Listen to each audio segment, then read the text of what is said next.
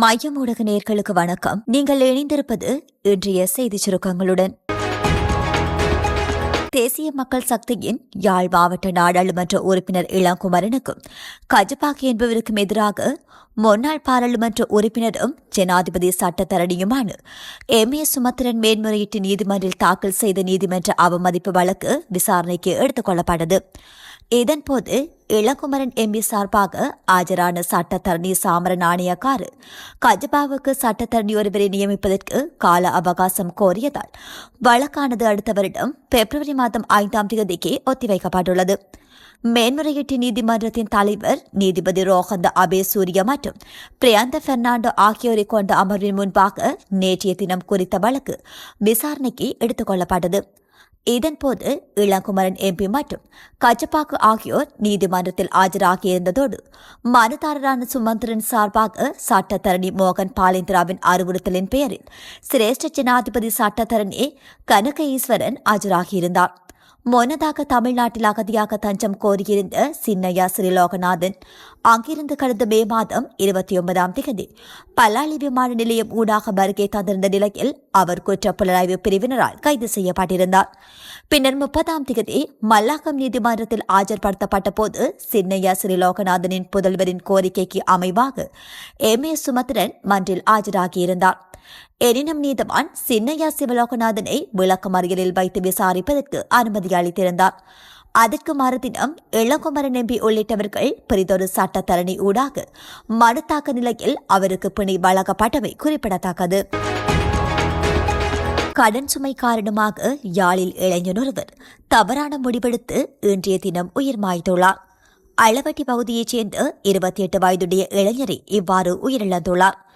இதுகுறித்து மேலும் தெரிய வருகையில் குறித்த இளைஞன் பண்டத்தரிப்பு பகுதியில் உள்ள தந்தையின் வர்த்தக நிலையத்தில் பணிபுரிந்து வந்துள்ளார். இந்த நிலையில் இன்று காலை அந்த வர்த்தக நிலையத்தின் களஞ்சிய சாலையில் தூக்கிலிட்டு உயிர் மாய்த்துள்ளார். அவரது சடலம் மீதான மரண விசாரணைகளை திடீர் மரண விசாரணை அதிகாரி ஜெயபாலசிங்கம் மேற்கொண்டார். கடன் சுமை காரணமாக குறித்த இளைஞன் உயிர் மாய்த்ததாக விசாரணைகளில் தெரிய வந்துள்ளது. ஊசி மூலம் உடலில் போதைப் பொருளை ஏற்றும் வியாபாரத்தில் ஈடுபட்டு வந்த கும்பல் ஒன்று மேல்மாகாண போலீஸ் புலனாய்வு பிரிவினரால் நேற்று கைது செய்யப்பட்டுள்ளது. மேல்மாகாண போலீஸ் புலனாய்வு பிரிவினருக்கு கிடைத்த தகவலின் பெயரில் மேற்கொள்ளப்பட்ட சுற்றிவளைப்பில் கும்பல் ஒன்று கைது செய்யப்பட்டுள்ளது.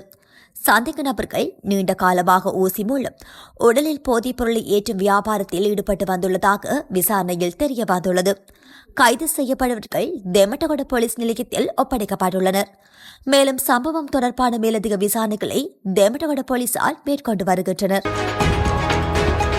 சதிகளின் தீப்பிழம்புகளால் திருகோணமலை மீண்டும் சாம்பலாவதை நாங்கள் அனுமதிக்க மாட்டோம் என தேசிய மக்கள் சக்தியின் நாடாளுமன்ற உறுப்பினர் ரோஷான் ஆக்மீமன தெரிவித்துள்ளார். திருகோணமலை புத்தர் சிலை விவகாரம் தொடர்பாக அவர் வெளியிட்டுள்ள முகநூல் பதிவிலேயே இவ்வாறு குறிப்பிடப்பட்டுள்ளது. தேசிய மக்கள் சக்தியின் அரசாங்கத்தின் கீழ் இதுபோன்ற குறுகிய சதிகளின் தீப்பிழம்புகளால் திருகோணமலை மீண்டும் சாம்பலாவதை நாங்கள் அனுமதிக்க மாட்டோம் என அவர் இதன்போது உறுதிபட தெரிவித்துள்ளார். மோதல் முயற்சியை தடுக்க தலையிட்ட திருகோணமலை மாவட்ட பௌத்த மக்களுக்கும் திருகோணமலையின் ஒற்றுமையை உடைக்க நடந்த சதியை உணர்ந்து அதற்கு எதிராக தலையிட்ட அனைத்து சிங்கள மற்றும் தமிழ் சகோதரர்களுக்கும் அவர் நன்றி தெரிவித்துள்ளார். இந்த சம்பவத்தை சமூகங்களுக்கு இடையான மோதலாக மாற்ற முயன்ற இனவரி அரசியல்வாதிகளின் தூண்டுதலுக்கு அடிபணியாமல் மக்கள் செயற்பட்டதாகவும் அவர் பாராட்டியுள்ளார். வீரவிலை ஏரிக்கு சென்று காணாமல் போன ராணுவ வீரரின் சடலம் நேற்று மதியம் கண்டெடுக்கப்பட்டதாக காவல்துறையினர் தெரிவித்தனர். கெமினோ படைப்பிரிவைச் சேர்ந்த வீரவில விடுமுறை விடுதியில் பணிபுரியும் இந்த ராணுவ வீரர் நேற்று முன்தினம் மாலை வீரவில ஏரிக்கு செல்வதாக கூறி சென்றிருந்தார். அவர் திரும்பி வராததால் நேற்று காலை வீரவில காவல்துறையிடம் அவர் காணாமல் போனதாக மற்றொரு ராணுவ வீரர் முறைப்பாடு அளித்தார். இதனையடுத்து காவல்துறையினர் நடாத்திய தேடுதலில் அவர் சடலமாக மீட்கப்பட்டுள்ளார். இறந்தவர் வலப்பனை கும்புக்வெலவைச் சேர்ந்த 18 வயதுடைய கேடி அஜித் பெமரத்ன என அடையாளம் காணப்பட்டுள்ளார். சம்பவம் தொடர்பில் காவல்துறையினர் விசாரணைகளை மேற்கொண்டு வருகின்றனர். வெள்ளவாய பிரதேச செயலக பிரிவில் உள்ள கிங்கினி ரஜ மகாவிகாரிக்கு அருகில் அமைந்துள்ள பாலர் பாடசாலையுடன் கூடிய நிலம் தொடர்பாக குறித்த பாடசாலையின் ஆசிரியர்களுக்கும் மதகுருமார்கள் மற்றும் பிற கிராம மக்களுக்கும் இடையே குழப்ப நிலை ஏற்பட்டுள்ளது. குறித்த நிலம் சட்டப்பூர்வமாக விகாரைக்கு சொந்தமானது என எழுத்துப்பூர்வ ஆவணங்கள் காணப்படும் பட்சத்தில் பாலர் பாடசாலை நடத்துபவர்கள் அதற்கு உரிமை கோர முடியாது எனவும் கிராம மக்கள் குற்றம் சாட்டி வருகின்றனர். அதனைத் தொடர்ந்து கிராம மக்கள் மற்றும் மதகுருமார்கள் இந்த நிலத்தை பெறுவதற்காக குறித்த இடத்திற்கு சென்றிருந்தனர். அங்கு பாலர் பாடசாலையின் காப்பாளர், அவரது கணவர் மற்றும் ஏனைய நபர்கள் மதகுருமார் குழுவை தாக்க முயன்றனர். எனினும் அவர்களின் எதிர்ப்புகளை மீறி குறித்த குழுவினர் நிலத்துடன் கூடிய பகுதியை வேலி அமைத்து மீண்டும் விகாரையுடன் இணைக்க நடவடிக்கை மேற்கொண்டுள்ளமை குறிப்பிடத்தக்கது. தங்காளி உணக்குருவாவில் நேற்று மாலை துப்பாக்கிச் சூட்டு சம்பவம் ஒன்று இடம்பெற்றுள்ளது. தங்காளி உணக்குருவின் கபுகென சந்தி பகுதியில் இந்த துப்பாக்கிச் சூட்டு சம்பவம் இடம்பெற்றுள்ளது. நேற்று மாலை 6:55 மணியளவில் துப்பாக்கிச் சூடு இடம்பெற்றுள்ளதுடன் சம்பவத்தில் வயதான தம்பதியினர் உயிரிழந்தனர். இறந்தவர்கள் 68 மற்றும் 59 வயதுடைய தம்பதியினர் ஆவார். 9 மில்லிமீட்டர் ரக துப்பாக்கியை பயன்படுத்தி இந்த துப்பாக்கிச்சூடு நடாத்தப்பட்டுள்ளதாக தெரிவிக்கப்படுகின்றது. சம்பவம் தொடர்பில் காவல்துறையினர் விசாரணைகளை மேற்கொண்டு வருகின்றனர். நாமல் ராஜபக்சே எனும் திருடனை நாட்டின் ஜனாதிபதியாக மாற்றவே இவ்வாறு இனவாதம் தூண்டப்பட்டு வருவதாக ராஜாங்கனி சத்தாரத்ன தேரர் தெரிவித்துள்ளார். இந்த சந்தர்ப்பத்தில் நாட்டு மக்கள் பதற்றமடையாமல் இருக்க வேண்டும் எனவும் அவர் சுட்டிக்காட்டியுள்ளார். நேற்றைய தினம் திருகோணமலையில் புத்தர் சிலை விவகாரம் தொடர்பில் தனது உத்தியோகபூர்வ யூடியூப் தளத்தில் காணொலியொன்றை வெளியிட்டு அவர் இதனை குறிப்பிட்டுள்ளார்.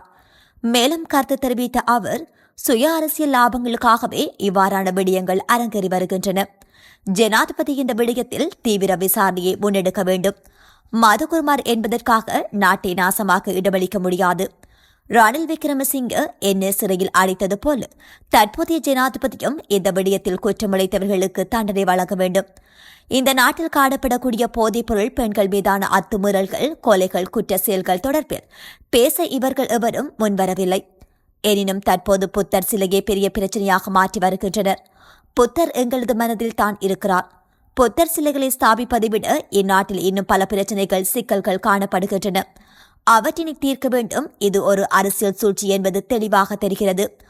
ஆகவே யாரும் இந்த விடயத்தில் குழப்பமடைய வேண்டாம் என நான் நாட்டு மக்களிடம் கோர விரும்புகின்றேன் என அவர் தெரிவித்துள்ளார். திருகோணமலை புத்தர் சிலை விவகாரம் தற்போது நிறைவடைந்து விட்டதாக ஜனாதிபதி அனுரகுமார திசாநாயக்க தெரிவித்துள்ளார். நேற்று நாடாளுமன்றத்தில் வருகை தந்த ஜனாதிபதி திருகோணமலையில் நேற்று முன்தினம் இடம்பெற்ற சம்பவம் தொடர்பில் விளக்கம் அளித்த போதே இதனை தெரிவித்துள்ளார்.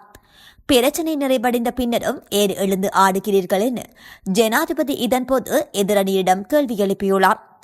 எங்களுடைய நாட்டில் பல்வேறுபட்ட சந்தர்ப்பங்களில் இனவாதம் தூண்டப்பட்டு வந்தது. கடந்த அரசாங்களுக்கு எதிராக ஊழல், பொருளாதார வீழ்ச்சி போன்ற பல குற்றச்சாட்டுகள் முன்வைக்கப்பட்டன. எனினும் எங்களுடைய அரசாங்கம் மீது இவ்வாறு எந்தவொரு குற்றச்சாட்டையும் முன்வைக்க முடியவில்லை. எனவே இவ்வாறு இனவாத விடயங்களால் எங்களுடைய அரசாங்கத்தை தோற்கடிப்பதே எதிரணியின் நோக்கம். அனுமனை போல் இனவாதத்தை தீ வைத்து தீமூட்ட முயற்சிக்கிறார்கள். திருகோணமலை விவகாரம் தொடர்பில் அறிக்கை கோரப்பட்டுள்ளது. இதில் மறைமுக விடயம் ஒன்று காணப்படுகின்றது. புதிய கட்டுமானங்களை நிறுவ வேண்டாம் என நீதிமன்றம் உத்தரவு பிறப்பித்துள்ளது.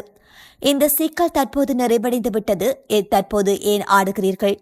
எங்களுடைய அரசாங்கம் ஒருபோதும் இனவாதத்துக்கு இடமளிக்காது. பழைய இனவாத நாடகங்கள் தற்போது அரங்கர வழிவிட மாட்டோம். நாட்டின் நிகழ்காலம் மற்றும் எதிர்காலத்தில் இனவாதம் இருக்காது என ஜனாதிபதி உறுதியளித்துள்ளார். 14 வயது மாணவர் ஒருவரை துஷ்பிரயோகம் செய்ததாக கைது செய்யப்பட்ட ஆசிரியை டிசம்பர் 1 வரை விளக்கமறியலில் வைக்குமாறு மொரட்டுவ நீதவான் நேற்று உத்தரவிட்டார். சம்பவத்தை மறைத்ததாக சந்தேகத்தின் பேரில் கைது செய்யப்பட்ட அதிபரையும் 2 லட்சம் பெறுமதியான 2 சரீர பிணைகளில் விடுவிக்க உத்தரவிடப்பட்டுள்ளது.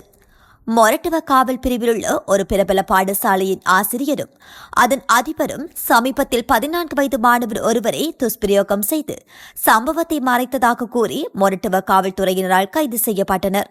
கைது செய்யப்பட்டவர்கள் பதுரளிய மற்றும் பிளியந்தலையைச் சேர்ந்த 58 மற்றும் 59 வயதுடைய இருவர் என்று தெரிவிக்கப்படுகின்றது. சம்பவம் தொடர்பாக கைது செய்யப்பட்ட ஆசிரியர் பள்ளி போக்குவரத்து கட்டுப்பாட்டுக்கு பொறுப்பான ஆசிரியர் என்றும் அவருக்கு எதிராக வேறு முறைப்பாடுகள் இருப்பதாகவும் மேலும் கூறப்பட்டுள்ளது. இத்துடன் மையத்தின் இன்றைய செய்திச் சுருக்கங்கள் நிறைவு பெறுகின்றன. நன்றி.